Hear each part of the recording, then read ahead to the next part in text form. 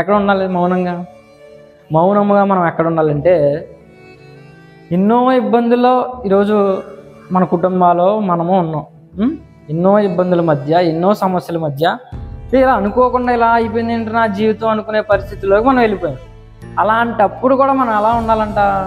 మౌనముగా ఉండాలి. మౌనముగా ఉండడం అంటే దాని అర్థం ఏంటంటే దేవుని మీద ఆధారపడటం. మౌనంగా ఉండమంటే దాని అర్థం చెప్పండి.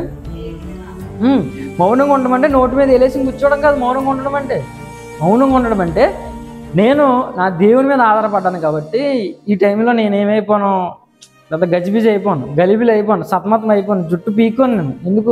నేను ఎవరి మీద ఆధారపడ్డాను? దేవుని మీద నేను ఆధారపడ్డాను. అనుకోకుండా ఇది జరిగింది, చాలా ఇబ్బంది వచ్చింది, చాలా సమస్య వచ్చింది. అసలు నేను ఎవరికీ చెప్పుకోలేకపోతున్నానో దాన్ని ఎదిరించలేకపోతున్నాను. ఇలాంటి పరిస్థితుల్లో నేను ఉన్నాను. అయినా సరే నేను ఎలా ఉంటాను? మౌనంగా ఉంటాను. ఎందుకంటే నేను దేవుడి మీద ఆధారపడ్డాను.